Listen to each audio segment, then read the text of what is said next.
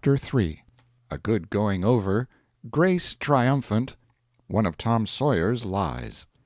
Well, I got a good going over in the morning from old Miss Watson, on account of my clothes.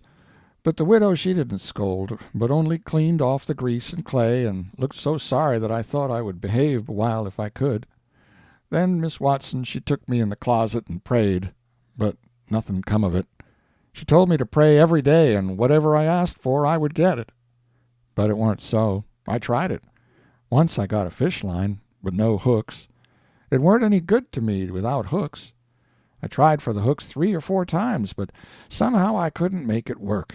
By and by one day I asked Miss Watson to try for me, but she said I was a fool. She never told me why, and I couldn't make it out no way. I set down one time back in the woods and had a long think about it. I says to myself, if a body can get anything they pray for, why don't Deacon Wynne get back the money he lost on pork? Why can't the widow get back her silver snuff-box that was stole? Why can't Miss Watson fat up? No, says I to myself, there ain't nothing in it. I went and told the widow about it, and she said the thing a body could get by praying for it was spiritual gifts. This was too many for me, but she told me what she meant. I must help other people, and do everything I could for other people, and look out for them all the time, and never think about myself. This was including Miss Watson, as I took it. I went out in the woods and turned it over in my mind a long time, but I couldn't see no advantage about it, except for the other people. So at last I reckoned I wouldn't worry about it any more, but just let it go. Sometimes the widow would take me one side and talk about providence in a way to make a body's mouth water. Maybe next day Miss Watson would take hold and knock it all down again. I judged I could see that there was 2 providences, and a poor chap would stand considerable show with a widow's providence, but if Miss Watson's got him, there weren't no help for him any more. I thought it all out, and reckoned I would belong to the widow's if he wanted me, though I couldn't make out how he was a-going to be any better off then than what he was before, seeing I was so ignorant, and so kind of low down and ornery. Pap, he hadn't been seen for more than a year, and that was comfortable for me. I didn't want to see him no more. He used to always whale me when he was sober and could get his hands on me, though I used to take to the woods most of the time when he was around. Well, about this time he was found in the river drowned, about 12 mile above town, so people said. They judged it was him anyway.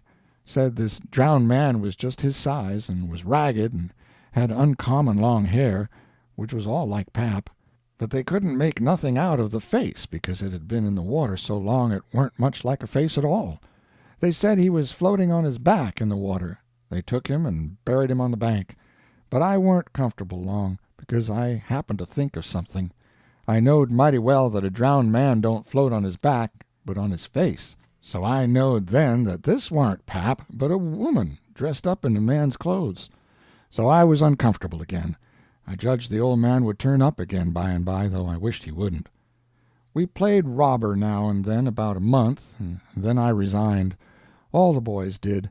We hadn't robbed nobody, hadn't killed any people, but only just pretended. We used to hop out of the woods and go charging down on hog drivers and women in carts taking garden stuff to market, but we never hived any of them. Tom Sawyer called the hogs ingots, and he called the turnips and stuff jewelry, and we would go to the cave and powwow over what we had done, and how many people we had killed and marked, but I couldn't see no profit in it. One time Tom sent a boy to run about town with a blazing stick which he called a slogan, which was the sign for the gang to get together, and then he said he had got secret news by his spies that next day a whole parcel of Spanish merchants and rich Arabs was going to camp in Cave Hollow with 200 elephants and 600 camels and over 1,000 sumpter mules, all loaded down with diamonds, and they didn't have only a guard of 400 soldiers, and so we would lay an ambuscade, as he called it, and kill the lot and scoop the things. He said we must slick up our swords and guns and get ready. He never could go after even a turnip cart, but he must have the swords and guns all scoured up for it, though they was only lath and broomsticks, and you might scour at them till you rotted, and then they weren't worth a mouthful of ashes more than what they was before. I didn't believe we could lick such a crowd of Spaniards and Arabs, but I wanted to see the camels and elephants, so I was on hand next day, Saturday, in the ambuscade. And when we got the word, we rushed out of the woods and down the hill. But there weren't no Spaniards and Arabs, and there weren't no camels nor no elephants. It weren't anything but a Sunday school picnic, and only a primer class at that. We busted it up and chased the children up the hollow, but we never got anything but some doughnuts and jam, though Ben Rogers got a rag doll, and Joe Harper got a hymn book and a tract. And then the teacher charged in and made us drop everything and cut. I didn't see no diamonds, and I told Tom Sawyer so. He said there was loads of them there anyway, and he said there was Arabs there too, and elephants and things. I said, why couldn't we see them then?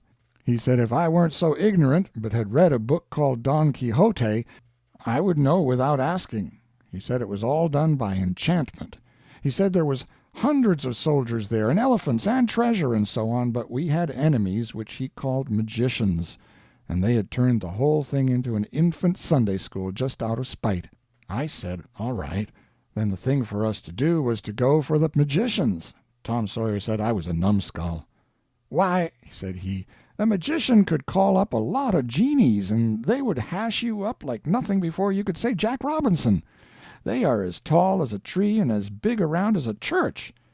Well, I says, suppose we got some genies to help us. Can't we lick the other crowd then? How are you going to get them? I don't know. How do they get them? Why, they rub an old tin lamp or an iron ring, and then the genies come tearing in, with the thunder and lightning a-ripping around and the smoke a-rolling, and everything they're told to do they up and do it. They don't think nothing of pulling a shot tower up by the roots and belting a Sunday school superintendent over the head with it, or any other man. Who makes them tear around so? Why, whoever rubs the lamp or the ring.